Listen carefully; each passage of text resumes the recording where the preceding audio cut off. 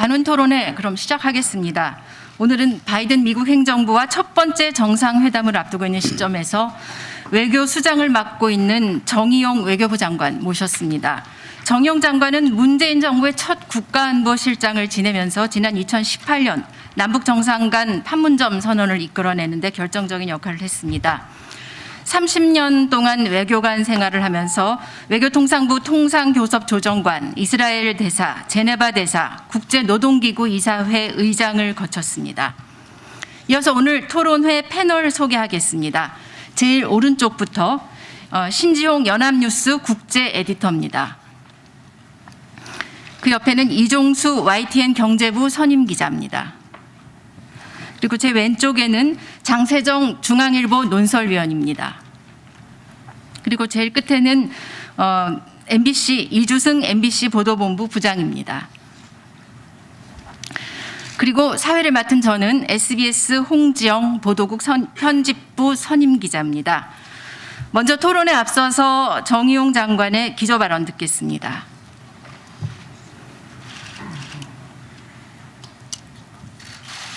네, 안녕하십니까. 이렇게 뵙게 돼서 매우 반갑습니다. 오랜 전통을 갖고 있는 관훈 클럽에 초청을 받은 것은 저 개인적으로는 매우 큰 영광입니다. 공직 생활을 오래 하는 동안에 제가 가장 보람 있었다고 생각하는 그 경력 중에 하나가 외교부의 대변인을 한 2년 한 겁니다. 오래전의 일이긴 합니다만 그 계기에 언론은 국정의 동반자라는 것을 확실하게 인식하게 되었습니다. 2달 반 전에 취임을 했고 2달 반이 상당히 빠르게 지나간 느낌입니다. 저는 앞으로 제가 남은 임기 중에 새로운 정책을 추진하는 것보다는 문재인 정부가 그간에 추진해온 외교 정책을 잘 마무리해서 다음 정권에 다음 정부에서 잘 이어질 수 있도록 준비하는 것이 저의 소임이라고 생각하고 있습니다. 그러나 남은 기간 중 최선을 다해서 한반도 평화 프로세스가 뿌리를 내릴 수 있도록 노력을 하겠습니다. 지난 2개월간 미국, 러시아, 중국 등 주변 주요국 외교장관과 일련의 대면 외교를 가졌습니다. 이러한 회담을 통해서 한반도 정세를 안정적으로 관리하고 또 평화 프로세스의 진전을 이루기 위한 계기를 마련한 것으로 평가하고 있습니다. 지금 사회자께서 방금 말씀하신 것처럼 5월 중순경에 한미 정상회담이 워싱턴에서 개최될 예정입니다.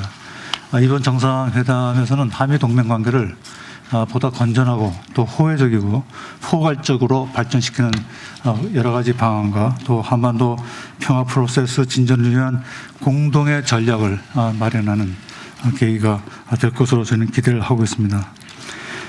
지난번 3월 중순에 있었던 한미 외교 국방장관 간의 2+2 회의에서 양국은 완전히 조율된 전략을 바탕으로 한반도 평화 정착을 위한 노력을 또 긴밀히 공조해가면서 하기로 약속을 했습니다. 일본과는 여러 어려운 현안이 계속 남아 있습니다. 그러나 우리는 대화를 통해서 이러한 현안을 해결할 의지가 있습니다. 또 이러한 의지를 일본 측에 계속 전달하고 있습니다. 또 문재인 정부에서 큰 그 집중을 해서 추진하고 있는 신남방, 신북방 정책을 통해서 외교를 다변화하는 노력도 계속 해나가겠습니다. 코로나19 상황으로 좀 어려운 상황이긴 합니다만 가급적 연내에 신남방, 신북방 정책의 협력의 그 성과를 집대성해서 발표할 수 있도록 좀 노력을 하고 있습니다. 그 밖에도 제가 장관 취임 후에 약 20여 개국 주요국 외교부 장관들과도 통화를 했습니다. 이러한 그 접촉 활동을 통해서 우리 외교의 외연을 넓히는 노력을 계속 하고 있습니다. 또 금년에는 G7 정상회의, 또 우리가 주최하는 5월 말 P4G 정상회의, 또 이달 그 22일 날 개최되는 미국이 주관하는 기후 환경 관련 그 세계 지도자 회의 등 정상 외교 일정이 많이 있습니다. 그러한 계기에 기후 변화, 또 코로나19 대응, 또 포스트 코로나19 시대의 경제 회복 등 글로벌 이슈 논의에도 우리가 주도적으로 참여하도록 최선을 다하겠습니다. 또 정부는 무엇보다도 재국민의 안전, 우리 기업의 해외 진출, 이거에 최우선적 노력을 기울이고 있습니다. 최근에 오랫동안 억류되었던 우리 한국 선박도 4월 9일 풀려났고 이것이 이러한 우리 정부의 노력의 일환이었다고 봅니다. 앞으로도 국민과 국익을 중심에 두고 그간의 성과들을 바탕으로 더욱 진전된 결실을 맺도록 노력하겠습니다. 오늘 이 기회에 외교 정책에 대한 건설적인 토의, 그리고 앞으로 나아갈 방향에 대해서 많은 좋은 의견을 듣게 되기를 기대하고 있습니다. 감사합니다. 네, 기조 발언 잘 들었습니다. 토론회 그럼 본격적으로 시작해 보도록 하겠습니다. 오늘 또 여기 방청석에 취재진들 많이 와 계신데요. 저희들이 질문을 준비했습니다마는 준비가 안 된 질문, 좀 더 부족한 질문이 있다고 생각되시면 질문을 정리해서 전달해 주시면 저희가 또 반영을 하도록 그렇게 하겠습니다. 장관님 어제 대정부 질문에서 백신 스와프를 상당히 진지하게 협의하고 있다 이렇게 밝혔습니다. 근데 질병관리청은 아직까지는 성과가 없다라고도 얘기를 했는데요. 과연 현실성이 얼마나 있다고 봐야 되는 걸까요? 미국과 진지한 협의는 하고 있습니다. 다만 미국도 국내 사정이 아직도 매우 어렵다는 입장을 저희한테 설명을 하고 있습니다. 그 결과를 예상하기는 어렵습니다만 미국은 금년 여름까지 집단 면역을 이루어야 되겠다는 이 계획을 갖고 있습니다. 그래서 그 집단 면역을 이루기 위한 국내 백신 비축분이 여유가 없다는 입장은 저희들한테 설명을 하고 있습니다. 그런데 이제 작년에 코로나19 초기 단계에 우리 정부는 미국 정부의 요청에 따라서 당시 우리가 굉장히 초기에 성공적으로 개발했던 진단 키트, 또 미국이 당시에 굉장히 부족 상태를 겪었던 마스크, 이런 것을 대량 저희가 국내 수급이 그렇게 넉넉지 않은 상황에서도 한미 동맹 관계라는 이 양국 간의 특별한 관계를 감안해서 미국에 직접 공수해 준 적이 있습니다. 그러한 사정을 미치게 설명하고 어려울 때의 친구가 진정한 친구다라는 점을 미치게 저희가 강조하고 있습니다. 미국이 상당히 우리나라에 대해서는 작년에 우리가 보여줬던 그러한 연대 정신에 입각해서 현재 우리가 좀 겪고 있는 백신에서의 어려움을 도와줄 수 있기를 저희는 희망하고 있습니다. 그 수합은 이제 등가 교환 주고받기가 될 텐데 이 진단키트 마스크와 백신이 수합이 등가가 될지 모르겠는데요. 백신을 받으려면 아무래도 뭔가를 거기에 걸맞는 걸 미국에 줘야 할 거 아닙니까? 근데 어제 장관께서는 정치와 외교는 디커플링이라고 말씀하셨습니다. 그런데 일본은 이번에 스가 총리가 미일 정상회담을 하면서 화이자 대만 카드를 쓰면서 중국 견제 대만 카드를 쓰면서 화이자를 대거 확보했고요. 또 멕시코는 백신을 받으면서 국경 차단 이런 걸 협력하기로 한 걸로 알고 있습니다. 그러면 우리로서는 미국이 바라는 쿼드 가입이라든가 그것도 아니면 삼성전자 반도체 공장이라도 지어줘야 뭔가 좀 백신을 받을 수 있는 거 아니겠습니까? 네. 이 백신 스와프라고 대체로 그렇게 말씀을 하십니다만 이게 스와프라는 개념보다는 서로 어려울 때 도와줄 수 있는 방안 이런 차원에서 밀축하고 협의를 하고 있다는 점을 다시 한번 말씀을 드리고요. 그다음에 우리가 미국과 협력할 분야는 백신뿐만이 아니고 여러 분야가 있다고 봅니다.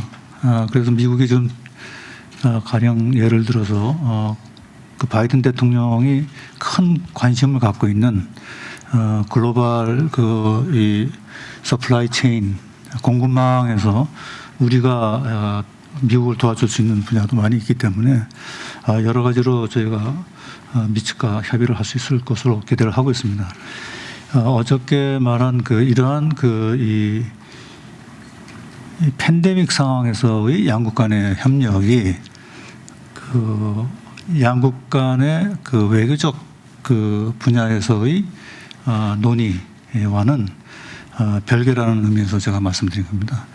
가령 양국 간에 지금 논의되고 있는 한미 동맹 강화라든지 또는 북한 비핵화의 문제라든지 또 미중 갈등에 있어서의 우리의 입장이라든지 이런 것들과 백신 분야에서의 협력은 저는 연관이 없다고 보고요.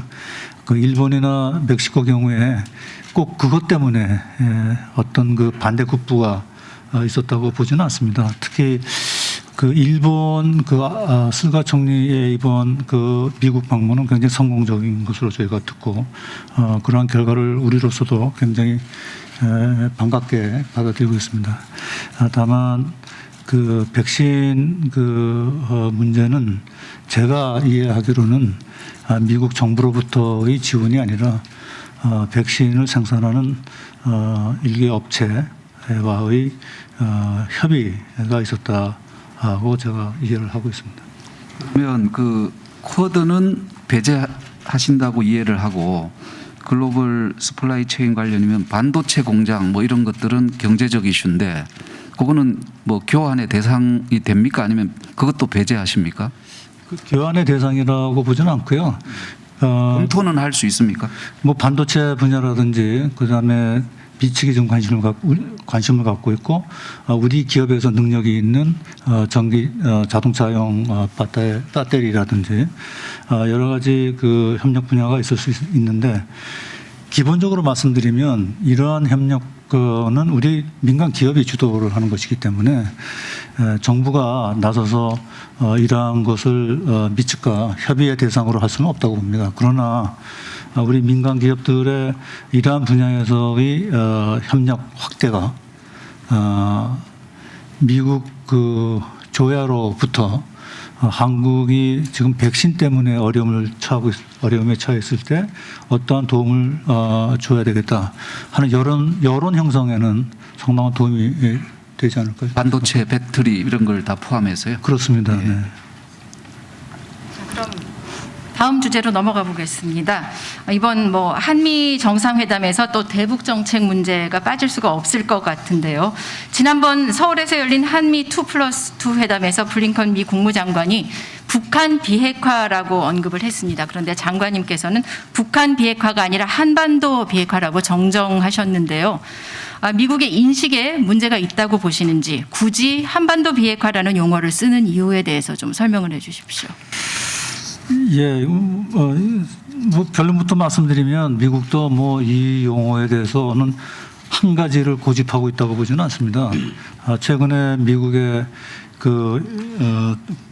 관련 인사들의 이 발언 내용을 보면 한반도 비핵화, 북한 비핵화 이런 말을 혼용하고 있고요. 심지어 지난번에 2+2에 참석하기 위해서 왔던 국무 두 분도 이 문제를 서로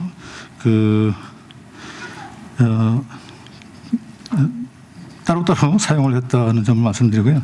우리가 왜 이게 한반도의 완전한 비핵화라는 표현을 써야 되냐고 주장하는 이유는 우선 91년 말에 이게 92년 초에 발표됐습니다만 남북 간의 그 한반도 비핵화에 관한 공동선언이 있었고 그 공동선언 제1조에 그 비핵화의 그 의미를 아주 정확하게 한 7개 단어로 정리를 했습니다. 예를 들면 시행하지 않는다, 제조하지 않는다, 생산도 안 한다, 접수도 안 한다, 보유도 안 한다, 저장도 안 한다, 배비도 안 한다. 어떤 건 뭐 중복되는 표현이기도 한데요. 그래서 이만큼 한반도 비핵화 문제에 정확한 정의가 사실은 없었습니다. 그리고 우리는 92년도에 이미 핵을 보유하지 않겠다고 대외적으로 선언을 했기 때문에 우리가 한반도 비핵화라는 표현을 쓰는 것은 우리도 이렇게 하니 북한도 안심하고 비핵화 쪽으로 나가라. 북한을 견인하기 위한 그러한 목적에서 한반도 비핵화라는 표현을 썼고, 사실 2018년 그 9월 달에 대통령께서 평양에 가셨을 때 김정은 위원장과 그 한반도를 그들의 말에 의하면 조선반도를 핵 무기와 핵 위협이 없는 평화의 터전으로 만들겠다고 약속을 했고, 그것을 그 당시 김정은 위원장의 초청으로 문재인 대통령이 그 5일 경기장에 가서 16만 명의 그 평양 시민들 앞에서 공언을 했습니다. 오늘 내가 여러분들 지도자와 우리 한반도를 평화의 터전으로 핵무기, 핵위협이 없는 평화의 터전으로 만들기로 약속했다. 예, 그래서 저희가 볼 때는 김정은 위원장은 또 사실은 이게 당시에 북한에서는 중계가 안 됐습니다만 남북 정상회담 끝나자마자 공동 그 발표를 할 때 김정은 위원장이 이 얘기를 공개적으로 했습니다. 핵무기와 핵 위협이 없는 조선반도 평화의 터전 이런 이야기를 자신이 했기 때문에 그 김정은 위원장으로서도 자기가 자기의 입으로 자신의 인민들 앞에서 한 약속을 지키지 않을 수가 없지 않느냐 이런 생각입니다. 그래서 사실은 그 국제사회에 한반도의 완전한 비핵화라는 용어를 사용하기를 제가 계속 주장을 했고, 그에 있었던 그 싱가포르 정상회담에서도 미국도 이거를 공식 문서에 한반도의 완전한 비핵화라는 표현을 썼기 때문에 이번에도 제가 미치게다가 표현은 가급적 그렇게 해주는 게 좋겠다라는 입장은 분명히 전달했습니다. 지금 장관께서는 이제 김정은 위원장을 만나서 비핵화 의지를 확인했다고 하셨지만 트럼프 행정부에서 북미 대화에 깊숙이 관여했던 랜드 슈라이버 전 국방부 차관보는 그 비핵화를 확인할 만한 증거가 없다고 말을 하고 있습니다. 또 미 국가정보국은 올해 한 해 북한이 핵무기 실험을 할 가능성이 있다고 보고 있습니다. 그렇다면 장관께서 비핵화 의지를 확인한 그 근거가 무엇인지 궁금해질 수밖에 없는데요. 말씀해 주시죠. 첫째는 북한이 처음으로 남쪽과 비핵화에 관한 협의를 했습니다. 2018년도에. 그래서 2018년 4월 27일 판문점 선언에 비핵화라는 표현에 합의를 했고, 과거에 저희가 북한하고 비핵화 핵 문제 논의할 때 북한은 늘 핵 문제는 남한과 협의할 것이 아니라 이거는 미국하고 협의할 오직 미국만이 협의 대상이다라고 주장을 했는데, 처음으로 남한과 공식 그 협의를 했을 뿐만 아니라 그 협의한 사실을 정상 차원에서의 공동성명에 포함하는 겁니다. 그 결과를. 그래서 한반도 비핵화 목표를 그 판문점 선언문에 확실히 명기했을 뿐만 아니라 9월달 이 정상회담 평양 공동선언에는 한반도에서의 비핵화 목표를 달성하기 위한 아주 구체적인 내용들을 합의를 했습니다. 영변 폐기하겠다고 약속을 했고요. 그 영변 이외에도 더 할 수 있다라는 약속도 문서상으로 한 것입니다. 이거는 엄청난 의미가 있다고 보고요. 제가 조금 전에 말씀드렸습니다만 김정은 위원장이 자기들 인민들 앞에 분명하게 약속을 한 내용입니다. 물론 그 북한을 오래 다뤄온 사람들은 북한에 대한 그 상당한 불신을 갖고 있습니다. 그러나 우리가 북한을 비핵화 협상 테이블로 계속 유인하기 위해서는 북한도 의지가 있다라고 자꾸 강조를 해야 되는 거 아닌가 이렇게 보고 있고요. 또 한 가지 제가 지적하고 싶은 거는 2018년 이 2019년이죠. 하노이에서 회담이 결렬된 이후에도 그 북한이 약속한 모라토리움은 계속 유지하고 있는 겁니다. 최근에 그 단거리 탄도미사일을 여러 번 발사해서 뭐 상당히 그 국제사회에서 또 우리를 포함해서 많은 우려들을 하고 있습니다만, 그러나 북한이 약속한 대외적으로 약속했던 장거리 미사일과 핵실험은 일치 안 하고 있는 것도 우리가 잘 유념을 해야 된다고 봅니다.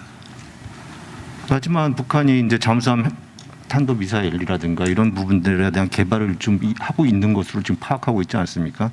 그러니까 뭐 국제상의 뭐 그 문서상의 합의야 국제적으로 봤을 때는 되풀이되어 왔는데, 그것을 저희가 지나치게 부각시켜서 낙관적으로 해석하기보다는 그것에 따른 행동이 분명히 따를 때 그거에 대해서 정부가 판단을 하고 그러는 게 오히려 맞지 않겠습니까? 지금 너무 낙관적으로 해석을 해서 이런 문제가 발생하는 거 아닐까요?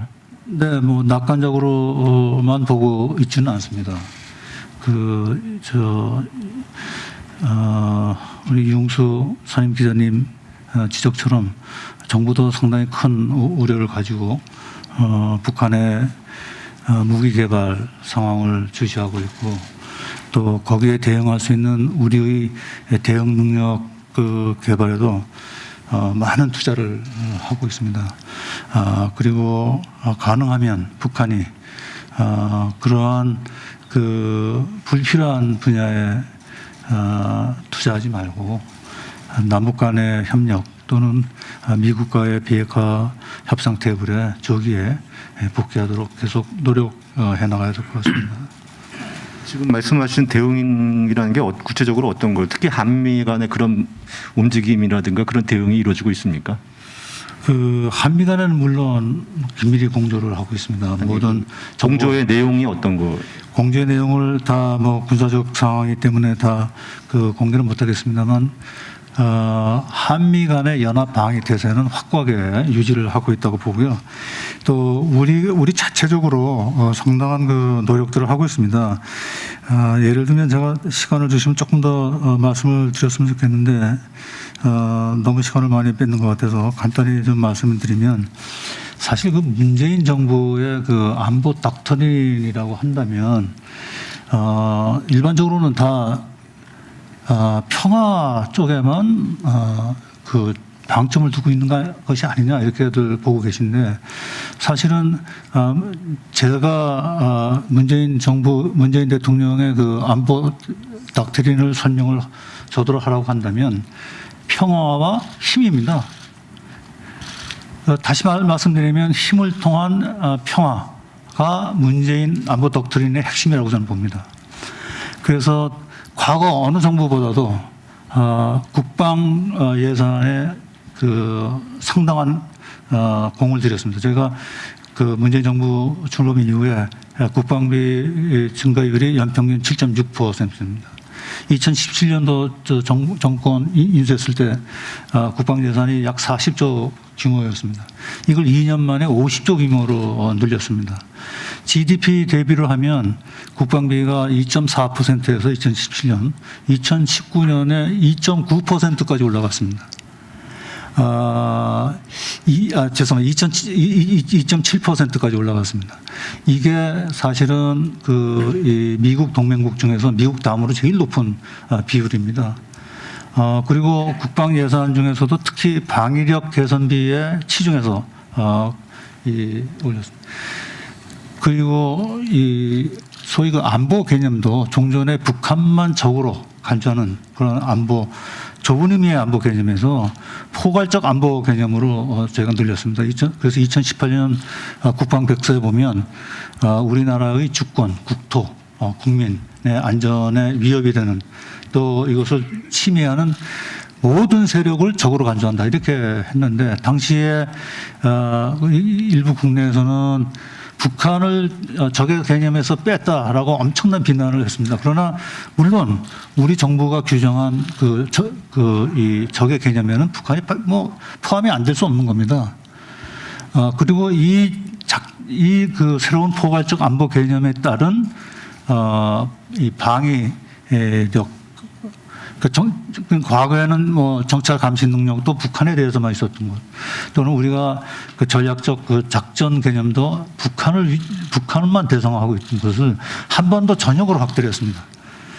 그래서 모든 이 새로운 안보 개념에 따라 우리의 국방력을 엄청나게 증강할 필요가 있어서 그 이후에 상당한 이 현대 장비 도입, 또 국내 장비 개발 이런 것들을 했습니다. 특히 2017년 6월 대통령 첫 방미 때 한미 간에 있던 미사일 지침을 개정을 했습니다. 그게 과거에 오랫동안 개정을 못했던 건데 그 개정의 핵심 내용은 뭐냐면 그간 우리가 스스로 자제를 하고 있던 탄도 중량을 종전에 500km에서 무제한으로 제한을 했고 그 이후에 우리의 미사일 능력이 엄청나게 발전했다는 것을 말씀드립니다. 지난 3월 26일 날 서해 수호의 날 기념식 때 대통령께서도 그러한 그 자신감 위에서 우리의 미사일 방어 능력은 우리를 보호할 수 있을 만큼 충분한 능력을 갖췄다라고 말씀하신 걸로 제가 기억을 하고 있습니다. 예. 한 단계 질문으로 넘어가 보겠습니다. 예. 북에서 아마 주적과 국방 예산 많이 늘렸다 그러면 또 우리 외교장관 김여정 씨가 우리 외교장관 인사 조치하겠다는 거 아닌지 모르겠습니다. 농담입니다. 그 한미 정상회담 관련해서 말씀 여쭙겠습니다. 5월 중순에 열리는 워싱턴 한미 정상회담은 지난 4월 16일 열린 미일 정상회담에 비해 너무 늦게 열리는 거 아닌지요. 이번 정상회담의 주요 의제로 좀 전에 여쭙던 백신 외교 외에 대북 정책 조율이 또 핵심적으로 꼽힙니다. 그런데 미국이 대북 정책 기조를 사실상 이미 정한 걸로 알려져 있습니다. 근데 그런 상황에서 뒤늦게 열리는 정상회담에서 과연 우리 정부의 입장이 얼마나 제대로 반영될까요? 버스 지나간 거 아닌가요? 미국의 대북 정책 검토는 아직 진행이 되고 있고 그 과정에서 우리 정부의 입장을 충분히 개진을 했고 미국 정부에서도 우리 정부의 입장을 최대한 반영하겠다고 약속을 했습니다. 저는 미국 정부의 대북 정책 그 검토 결과가 현실적이고 또 실행 가능한 아주 합리적인 이 결과가 될 것으로 기대를 하고 있습니다. 대통령 그 방미가 늦어졌다고 하지만 미국 입장에서 보면 대면 정상회견은 두 번째입니다. 백악관에서도 분명히 밝혔습니다만 그다음에 일본이 먼저냐 한국이 먼저냐는 저는 그렇게 중요하다고 보지 않고 5월 중순도 보면 바이든 정부 출범 이후에 한 4개월 특히 코로나19 상황으로 양국이 둘 다 상당히 어려운 상황에서 정상회담을 개최하기로 한 것입니다. 바이든 해리스 신행정부가 일본과 한국의 정상을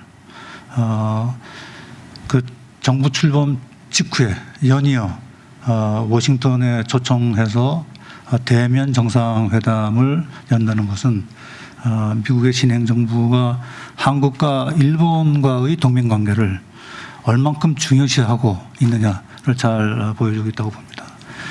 미국의 대북 정책 관련해서 좀 질문을 드리겠는데요.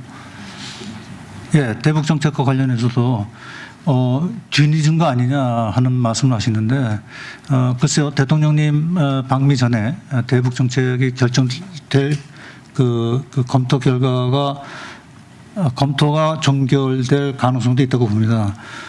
그러나 그것이 뭐 대통령 가시는 게 뒷북치는 거 아니냐라는 표현은 저는 적절치 않다고 보고요.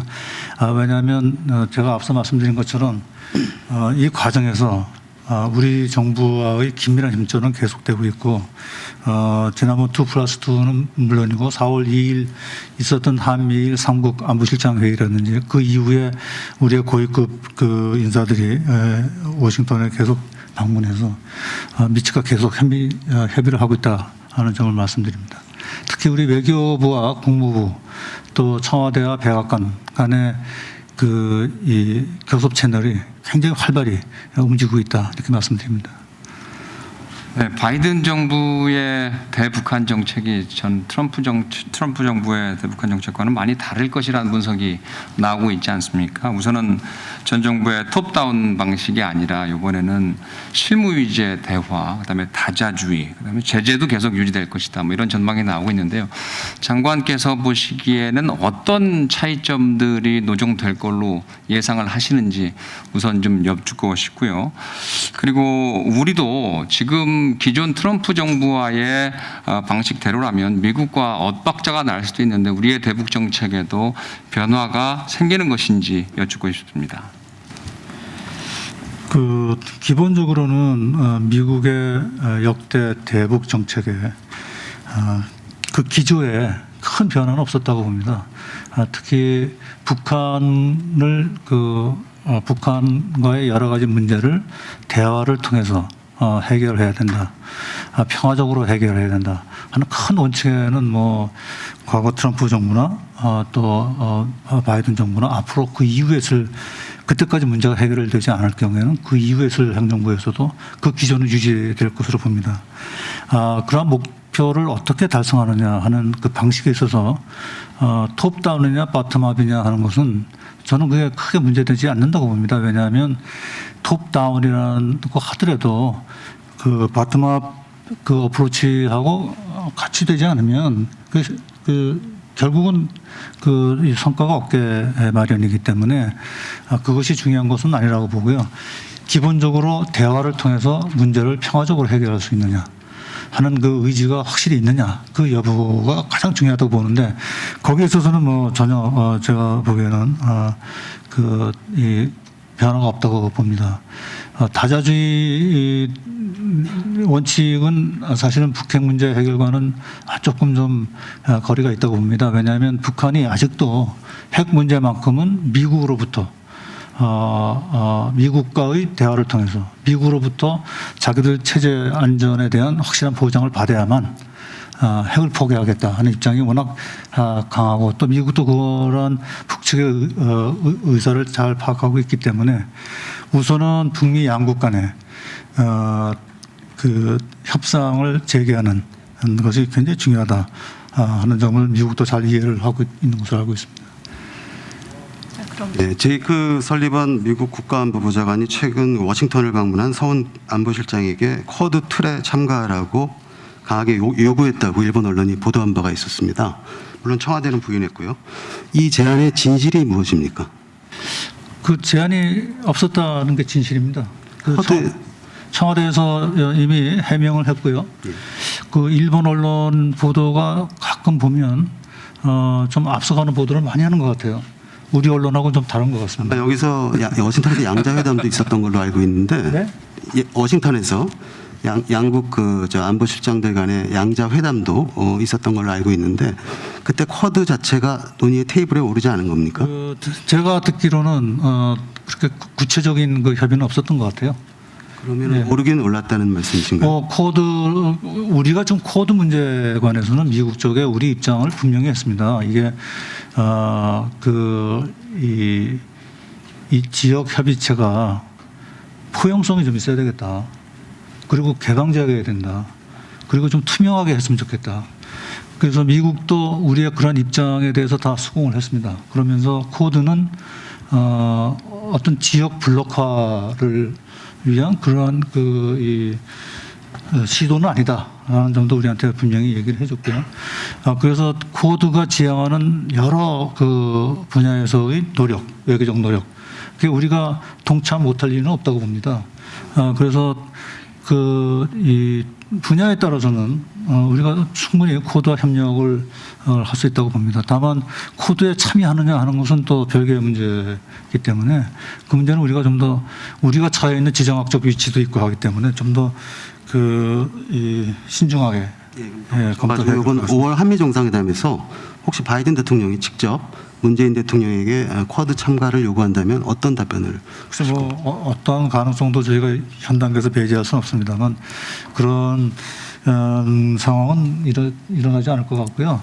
한미 정상회담의 이제 정상회담의 의제라는 것은 상당히 포괄적으로 저희가 정합니다. 그러나 정상회담에서 양 정상은 자기들이 원하는 이슈가 있으면 뭐 정치 지도자들 간의 만남이기 때문에 모든 이야기를 할 수 있다고 봅니다. 그러나 저희가 실무적으로 정상회담 준비할 때는 양국 동맹관계의 발전, 한반도 문제, 그다음에 기후 변화 등 그 글로벌 이슈에서의 협력, 뭐 이렇게 크게 의제를 정하는 거지, 뭐 코드, 뭐 백신, 뭐 이렇게 세부적인 안을 넣는 건 아니거든요. 그러나 여러 가지 이슈들이 정상들이 자기들이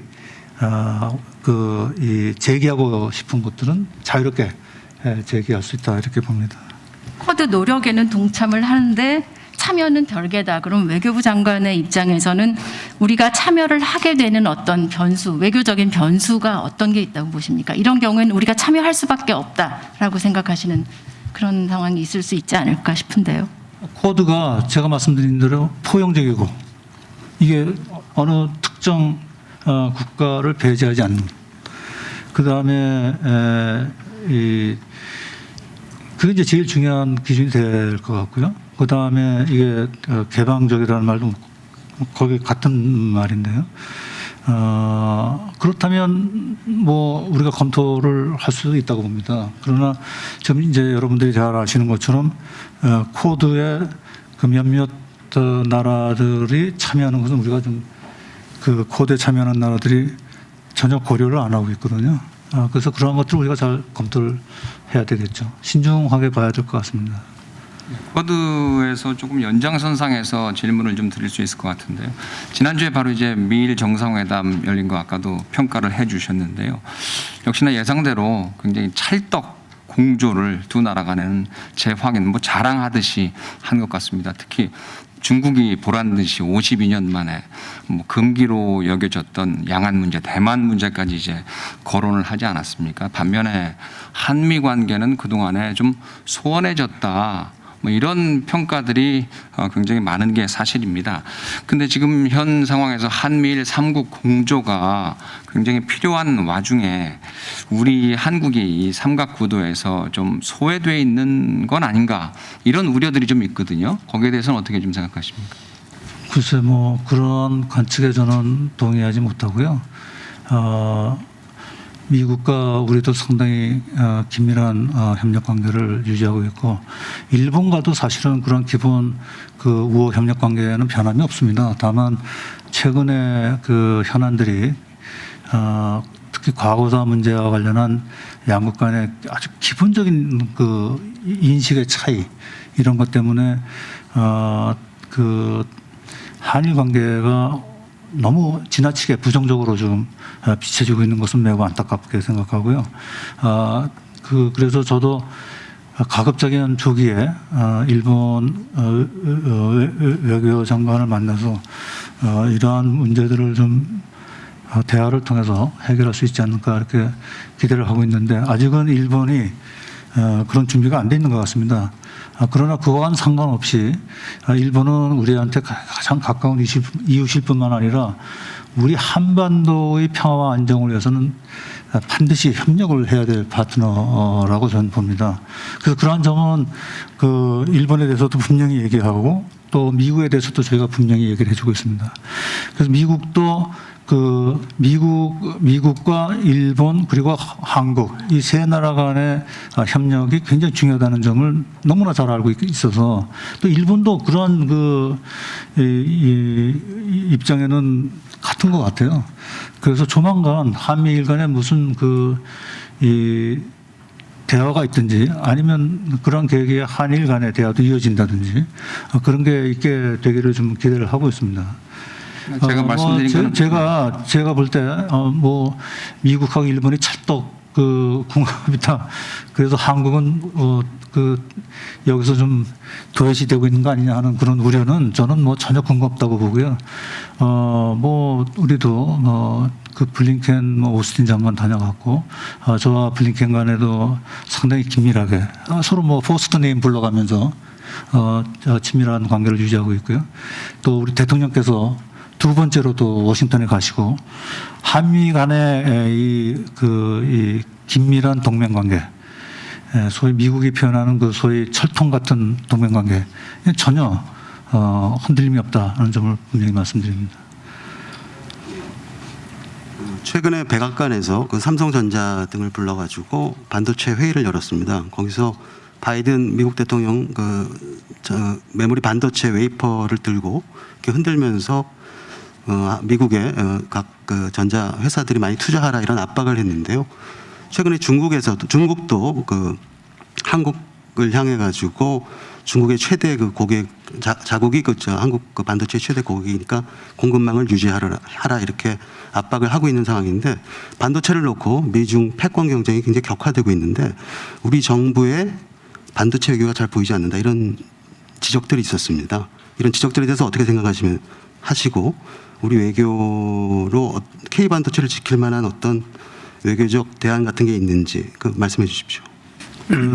외교부 소관 사항은 아닙니다만 제가 알기로는 우리 주요 기업들이 말씀하신 반도체뿐만 아니라 자동차용 배터리 분야 이런 데서 상당한 그 역량을 갖추고 있기 때문에 기업 차원에서 매우 현명한 판단들을 할 것으로 저희는 기대를 하고 있고, 정부는 그러한 기업 활동을 적극적으로 지원할 겁니다. 정부가 나서서 특정 기업의 이러이러한 분야에서 어느 특정 국가와 더 협력을 해라 이렇게 할 수는 없다고 보고요.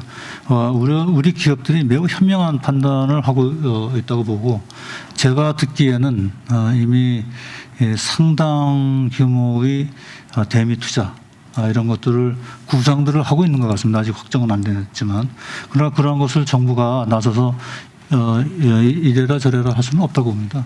근데 이러한 우리 기업들의 미국과의 경제 협력 이런 것들이 물론 그러나 한미 관계를 개선하는데 상당한 도움을 줄 것이라는 점은 분명하다고 봅니다. 네. 다음 주제로 넘어가 볼까요? 예, 장관님께서는 지난 2017년부터 3년 동안 문재인 정부의 국가안보실장을 맡아서 판문점 선언을 이끌어내기도 하셨죠. 그렇지만 남북관계 지금 교착 상태라는 말도 있고 사실상 빈손이라는 이야기들도 있습니다. 당시 추진했던 정책들을 한번 짚어보도록 하겠습니다. 예, 지난 4년간 대한민국 외교 안보가 길을 잃었다. 그래서 많은 국민들이 오히려 나라를 걱정하는 그런 상황입니다. 구체적으로 보면은 4년간 비유가 해바라기처럼 북한에 올인했다. 그런데 남북 관계는 구체적인 성과가 없다. 북한은 핵무장을 더 강화시켰다. 미국, 중국, 일본 등 주요 국가의 외교 관계도 좋아진 게 없고 오히려 나빠졌다라는 혹평도 있습니다. 장관께서는 지난 3년간 국가안보실장으로서 외교안보를 총지휘를 하셨고요. 지금은 외교부 장관이신데 누구보다 이 아쉬움이 크실 것 같은데 어떠신가요? 최근에 남북관계가 이렇게 경색되고 있는 데 대해서는 지금 지적하신 것처럼 많은 아쉬움을 갖고 있습니다. 그러나 우리 정부가 제가 문재인 정부 출범과 같이 동시에 청와대 안보실장으로 부임해서 북한 문제를 다루면서 우리 정부가 내세웠던 대북 정책 기조는 몇 가지가 있습니다. 첫째는 지나치게 북한에 의존하는 그런 상황은 피해야 되겠다. 그리고 둘째는 한반도 평화 정착을 위해서는 비핵화 목표를 반드시 달성해야 된다 하는 건 분명한 의지입니다. 세 번째는 이러한 목표를 달성하기 위한 남북 간의 어떤 구조, 틀을 만들어내야 되겠다. 이런 세 가지 정책 기조 하에 여러 가지 시도를 했습니다. 가령 남북 관계와 북미 관계가 상호 견인하면서 서로 같이 발전할 수 있도록, 남북 관계가 발전하면 그것이 북미 관계의 발전으로 이어지고, 또 반대로 북미가 발전하면 남북 관계 발전하고. 그리고 이러한 것을 위해서는 신뢰 구축이라든지 체제 안전 보장이라든지 이런 북측의 우려도 어느 정도는 우리가 해소를 해줘야 된다. 그래서 이러한 신뢰 구축 조치와 비핵화 목표를 병렬적으로 진전시켜 나가야 된다. 그리고 또 하나는 재래식 핵무기는 빼놓고라도 재래식 무기 분야에서의 긴장 관계를 해소를 해서 남북 간에 또 북한과 미국 간에 비핵화 협상에 좀 더 전념할 수 있도록 집중할 수 있도록 하자. 이러한 것들이 이제 우리의 정책 기조였습니다. 그래서 사실 그 2017년 9월 19일 날 남북 간의 포괄적인 군사 합의가 바로 그러한 목적하에 체결이 됐고 상당히 포괄적인 내용입니다. 사실은. 그래서 이 군사 합의가 지금까지도 유효할 뿐만 아니라 이 지상, 해상, 공중 다 접경 지역에서의 한반도에서의 평화 안정 유지에 크게 기여하고 있다고 저는 평가를 합니다. 북한이 두 번 그 사소한 그 위반을 했습니다. 그게 그 재작년에 창린도, 황해도 창린도 쪽에서 해안포 사격 훈련을 한 것과 또는 작년 5월 제가 안보실장으로 재임 중에 우리 GP를 향해서 총격을 발사했습니다.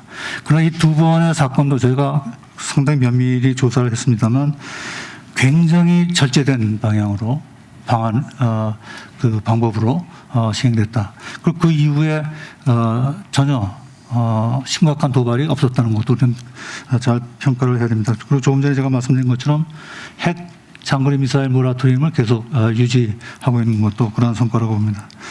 다만 이제 최근에 경색 관계는 굉장히 우려되고 특히 북한이 작년 봄에 개성에 있는 남북 공동연락사무소를 파괴한 것은 정말 있을 수 없는 일이 발생했다고 봅니다. 이거는 이 문제는 앞으로 남북 관계를 우리가 발전시켜 나가는데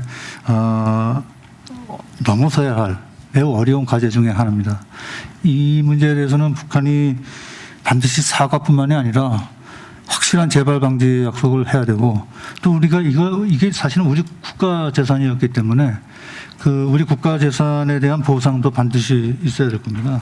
그래서 이게 이제 앞으로 그 과제긴 합니다만 그러나 남북 관계 개선이 이러한 문제만 해결이 된다면 앞으로 진전할 수 있는 그러한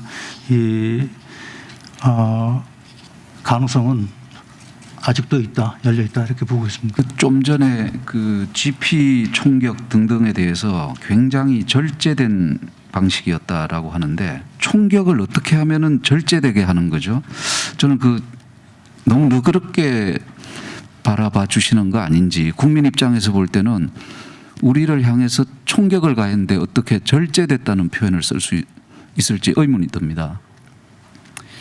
창린도 사격 같은 거 보면 물론 그 군사 합의서 사항에 이 사격 금지로 지정된 지역 내에서 사격을 했습니다만 이 사격의 방향이라든지 포의 사거리라든지 이런 거를 굉장히 조심스럽게 한 흔적이 보이고요.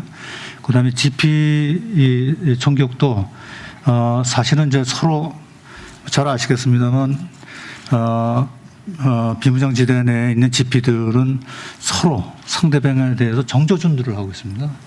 그냥 방아쇠만 당기면 상대방 GP를 정확하게 맞출 수 있도록 그래서 우리가 GP 공격을 받자마자 집중적으로 반격을 했습니다. 근데 거기에 대한 대응은 안 했습니다. 그다음에 이제 저 이제 여러 가지 그 가능성을 아직도 보고 있고 우리가 북쪽에 가서 그걸 실사를 할 수가 없었기 때문에 내용을 정확하게 파악은 못했습니다만 이게 단순한 오발 사고였는지 아니면 의도된 도발이었는지 이런 데 대한 명확한 판단도 아직은 못하고 있습니다. 그러나 그 즉각적인 대응 사격에 대한 추가적인 반격을 하지 않은 것도 제가 좀 감안해야 되지 않을까 이렇게 생각을 하고 있습니다. 국민들 입장에서는 이런 사실상 도발이죠. 만약에 조준 사격을 했다면 그건 진짜 더욱더 심각한 도발이 될 테고 이럴 때 정부가 분명한 목소리를 내주고 이거 9.19 합의 위반이다라고 분명하게 지적을 해야지 안 그러면 국민들이 불안하지 않겠습니까? 짧게만 보충. 네, 그렇습니다. 분명히 지적했고 우리 군 통신선을 이용하여 북측에 굉장히 강도 높게 항의를 했고 당시에 그러한 정부 입장을 국민들께도 설명드리고 그랬습니다. 좀 비슷한 맥락의 질문일 수 있는데요. 지금 북한의 사실상 2인자인 김여정이 문재인 대통령과 우리 정부에 대해서 막말을 쏟아붓고 있습니다. 뭐 삶은 소대가리, 앙천대소, 미국산 앵무새, 철면 피안, 뭐 감언이설 등 지금 원색적 표현을 지금 동원해 갖고 맹비난을 퍼붓고 있는데요. 이런 막말을 접했을 문재인 대통령이 과연 어땠을까요? 놀라고 좀 씁쓸해하지는 않으셨는지 어떻습니까? 북한의 언어 사용은 정말 우리가 봐도 개탄스럽습니다. 어제 오늘의 일이 아니고 제가 사실은 북한 측 인사들 만났을 때 그런 것도 지적을 했습니다. 어쩌면 당신들은 같은 언어를 사용하는데 우리가 전혀 사용하지 않는 그런 고약한 단어들을 꼭 꼬집어서 쓰고 있느냐라고 얘기를 했는데 그러나 이제 저희가 북한을 오래 다루는 사람들의 입장에서 보면 이런 담화의 내용 중에서도 물론 이제 그런 우리가 정말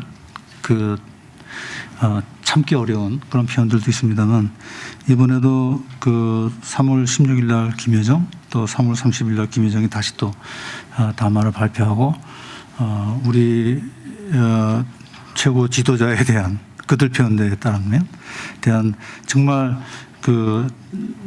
할 수 없는 그러한 비난을 했습니다만 그러한 거친 언어 내용 중도 제가 잘 살펴보면 역으로 대화의 조건을 제시를 하면서 협상을 좀 재개하자 하는 그런 절실함이 묻어 있는 걸 저희는 보고 있습니다. 문재인 대통령도 그렇게 해석을 하고 있다는 말씀이신가요? 그런 반응을 보이셨다는 말씀이신가요? 문재인 대통령께서 개인적으로 어떻게 반응 보였다는 건 제가 직접 이 문제를 가지고 대통령과 협의를 해본 적은 없습니다만 그러나 그간의 이러한 북측의 이러한 이 도발적 언어 사용에 대해서 우리가 그때 일비한다고 그러나요? 그럴 필요는 없다고 보고요.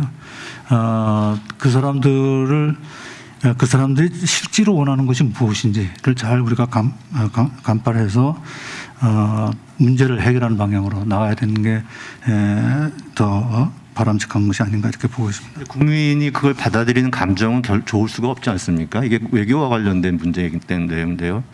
우리 정 장관께서는 개인적으로 그런 얘기를 들으면 불쾌하지 않으십니까? 북한에 대해서 그걸 대화를 위한 그런 포석이 깔려 있다는 식으로 긍정적으로 해서 막 하고 참고 인내하고 이런 게 과연 그렇다면 우리 국민들의 감정이나 이런 것들은 너무 고려하지 않으신 거 아닙니까? 정 장관께서는 개인적으로 어땠습니까?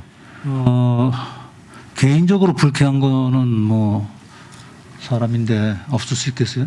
또 우리 국민들이 그러한 북한의 몰상식한 언어 사용에 대해서는 충분히 불쾌하게 생각할 수 있습니다. 그러나 반면에 우리가 현재의 상황을 타개하기 위해서는 인내해가면서 그들을 계속 설득하는 노력은 필요하다고 봅니다.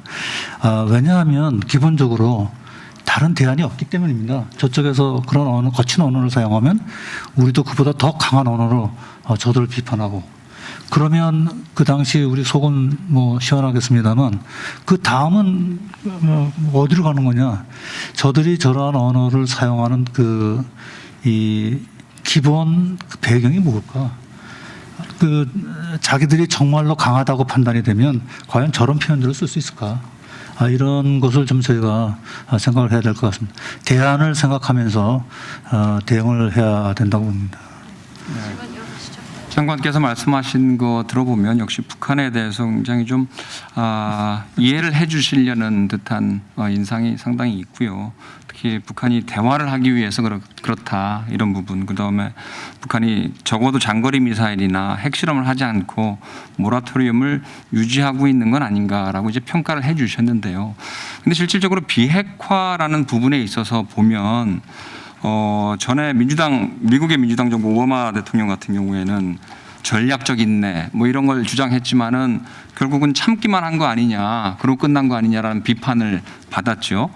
트럼프 대통령 때도 마찬가지입니다. 1, 2차 정상회담까지 했지만 결과적으로 비핵화 부분에 대해서는 성과가 없었다라는 진단들이 많습니다. 오히려 그 사이에 북한은 핵 시간을 벌고서 핵 능력을 고도화한 것 아닌가 이런 지적에 대해서는 아마 뭐 피하기 힘들 것 같은데요. 우리 정부와 미국이 북한과 관련해서 이렇게 대화하는 시도를 하려고 하는데 비핵화 부분 실질적으로 실패한 것 아니냐라고 하는 비판에 대해서는 어떻게 생각하십니까? 우선 제가 말씀드리고 싶은 거는요. 북한의 이런 언어적 도발과 무력 도발과는 분명히 구분된다고 봅니다. 우리 정부는 북한의 무력 도발에 대해서는 무관용 원칙입니다. 상응하는 수준의 대응이 아니라 그보다 훨씬 강한 강도로 대응한다는 원칙입니다. 2017년도에 긴장이 한참 고조했을 때도 당시에 북한이 미사일을 발사하고 했을 때 우리가 도발 원점 타격 능력을 제대로 과시할 수 있는 그러한 시범 발사를 여러 차례 했습니다. 그리고 우리가 갖고 있는 미사일 방어 능력을 최대로 과시라고. 근데 그 이후에 제가 조금 전에 말씀드린 것처럼 2017년 이후에 우리의 미사일 방어 능력은 엄청나게 발전이 됐고 그렇기 때문에 지난 3월 26일 날 서해수원을 대통령께서 한반도 비핵화 원칙을 우리가 준수한다. 그러나 우리를 방어하기에 충분한 수준의 미사일 능력을 우리가 보유하고 있다라는 말씀을 또 하셨습니다. 그건 북한에 대한 상당히 강력한 경고라고 저는 보고 있습니다. 그래서 언어 폭력 이 정도는 우리가 그래 알겠다 받아준다 라는 자세로 일반 국민들이 보실 때는 조금 좀 기분 나쁜데 이럴 때 좀 세게 얘기 좀 해주지 왜 말을 못하고 저렇게 저자세냐 이렇게 생각을 하시지만 그게 지금 문제가 아닙니다. 그러나 만약 북한이 군사적으로 오판을 하고 어떤 도발을 할 경우에는 다시 말씀드린다면 무관용 원칙입니다. 무관용 원칙. 그리고 그러한 능력을 우리가 충분히 갖추고 있고 그러한 능력을 갖추기 위해서 지난 몇 년 동안 엄청나게 우리가 방위력 개선에 투자를 한 겁니다. 그걸 제가 좀 다시 한번 분명히 말씀드립니다. 연합 비핵화 넘어갈까요? 비핵화 실패에 대해 비핵화는 실패했다고 보지 않습니다. 우선 싱가포르 합의 자체가 제가 미측에도 얘기를 했고 미측도 최근에는 우리의 이런 주장에 상당히 동조하는 것으로 일단 보여집니다. 싱가포르 합의에 한반도 비핵화를 위한 아주 기본 원칙이 담겨져 있고 그 기본 원칙을 바탕으로 미국이 다시 북한을 관여하기 시작하면 충분히 성과가 있다고 보고 또 남북 간의 합의를 이끌어내는 것들이 굉장히 많습니다. 예를 들면 영변 핵시설의 완전한 폐기, 미국 사찰 하에 한미가 공동으로 와서 사찰해라. 국제기구 전문가도 들어와도 좋다. 그다음에 영변 폐기가 성공하고 그다음에 동창리나 풍계리도 완전히 폐기하겠다. 그거 이상 또 할 수 있겠다. 라는 얘기를 우리가 받아냈고 그거를 평양 공동선언에 포함시켜놨습니다. 그게 앞으로 미국이 북한을 관여하는 데 있어서 상당히 출발점은 굉장히 좋다고 봅니다. 저희는. 그래서 비핵화가 끝난 거다 이렇게 보지 않고요.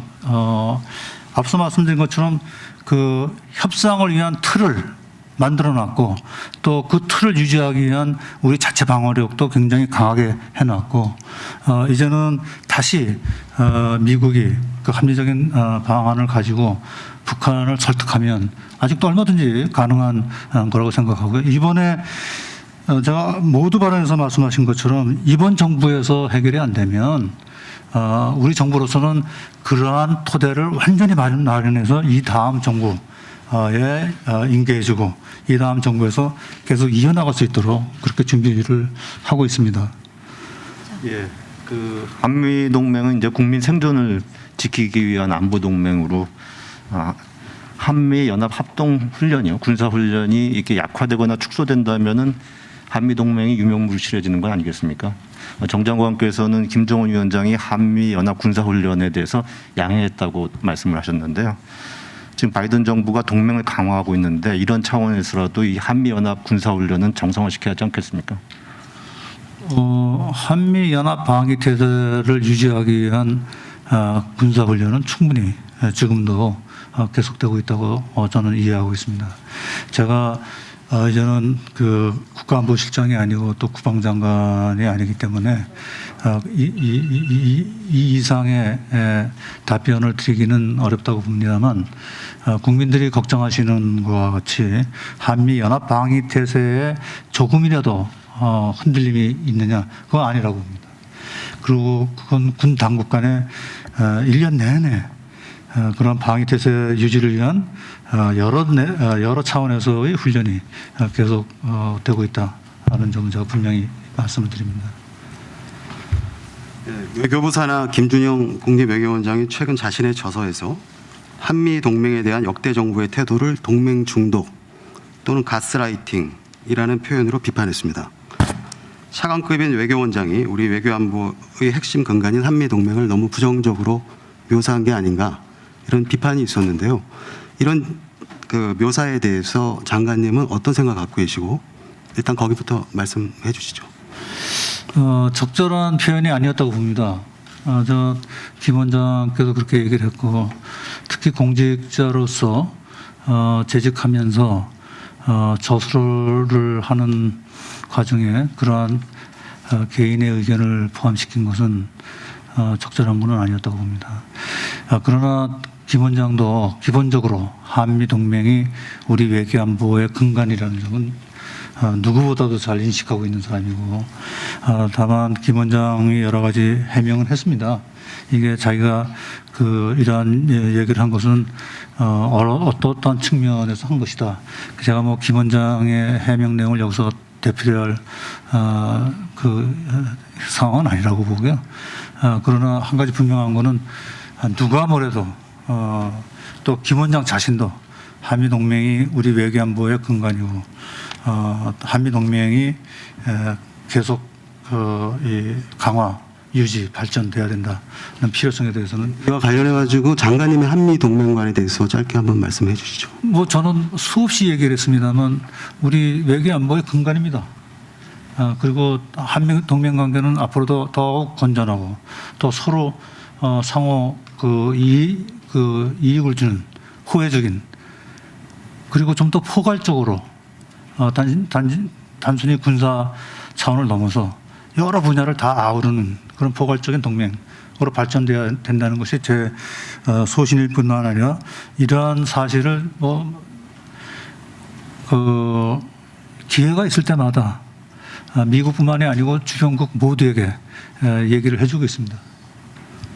네, 이제 저희 토론회 시작하고 1시간 정도가 지났거든요. 시간이 이제 질문을 많이 압축을 해서 가야 될 것 같은데 어떻게 다음 주제가 남북 대화, 북미 대화로 넘어갈까 하는데요. 하노이 노딜 이후에 비핵화 협상이 표류 중입니다.